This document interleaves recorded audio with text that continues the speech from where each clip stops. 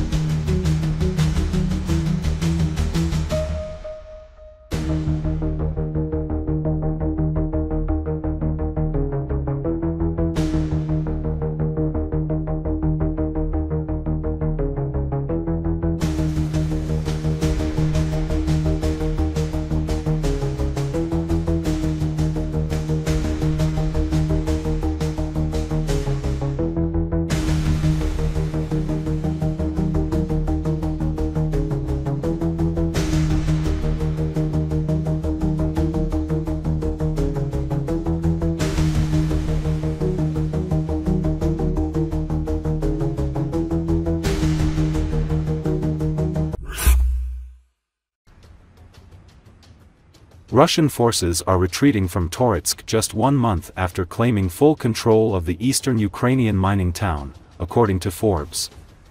Toretsk, a strategic town in eastern Ukraine, is crucial for controlling supply routes and advancing in Donetsk Oblast. Its elevated position and logistics role make it a key target. Russian forces sought to use it to disrupt Ukrainian defenses and push toward Chasiv Yar and Kramatorsk, but recent Ukrainian advances have reversed their gains. Ukrainian forces led by the 12th Azov Brigade, along with military police and territorial units, have pushed the Russian 2nd Combined Arms Army out of much of Toretsk. The Ukrainian Center for Defense Strategies reported Sunday that Ukrainian troops have advanced on Druzhby Street in the center of the town and on Budivelnikiv Street farther south. "All the signs are there," said Kirilo Budanov, head of Ukraine's intelligence directorate, referring to Russian exhaustion after losing more than 500,000 troops and 15,000 vehicles since February 2022. The battle for Toretsk has been particularly brutal, with 8 months of urban combat characterized by the demolition of entire high-rises before Russian forces initially claimed control in early February. The pre-war population of the mining town was approximately 30,000. While Ukrainian forces have also suffered heavy casualties, around 300,000 troops, they maintain a crucial advantage with superior drone technology. The 12th Azov Brigade has deployed a new drone called Seth. It autonomously flies lazy circles over the battlefield, scanning for the distinctive shapes of Russian vehicles before automatically homing in with its 10-pound warhead. A Seth apparently can beam video back to its operators but may not have to, reports Forbes war correspondent David Axe. It keeps station by way of a multi-channel GPS receiver that's resistant to jamming. Its autonomy makes it hard to defeat, short of simply shooting it down. Russian troops in Toretsk are reportedly resorting to attacking on motorcycles, instead of slower-moving tanks, in hopes of dodging Ukrainian drones, Axe says. Similar dynamics are playing out near Pokrovsk, 30 miles southeast of Toretsk, where Russians are also retreating. However, in Russia's Kursk Oblast, the situation is reversed. Ukrainian forces face supply shortages and sophisticated drone attacks, leading to their own retreat.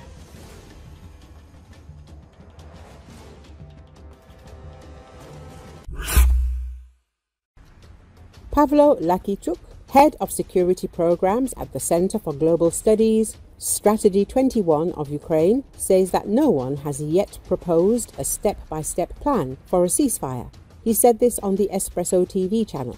The statements of the Americans about their plan to end the war, their plan for a truce, are not a plan.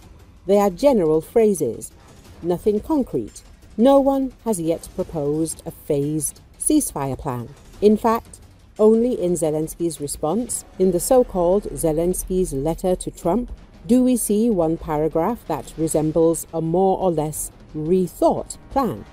Some say it's Zelenski's plan, others say it's Macron's plan, but these points were probably agreed upon with our European partners at a meeting in London. Lakichuk said. The head of security programs at the Center for Global Studies, Strategy 21, explained what is meant by the war de-escalation plan. The first is the exchange of prisoners of war for all. The second is to end the war at sea. The third is to stop deep strikes on both sides and end the war in the sky. This sequence opens the door to de-escalation. And when the Americans say that there should be concessions on both sides, we are now offering concessions on both sides. The exchange of prisoners is the first step in de-escalation. If it takes place, it will be an indication of the parties' readiness for further negotiations.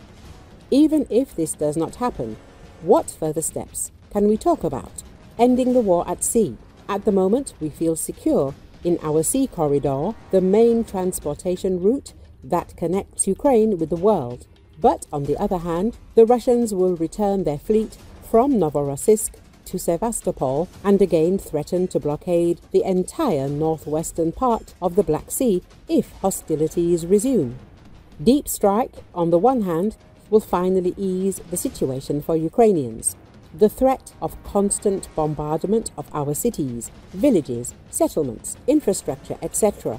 will disappear. On the other hand, look at the successful strikes on the Russian military's bloody oil exports.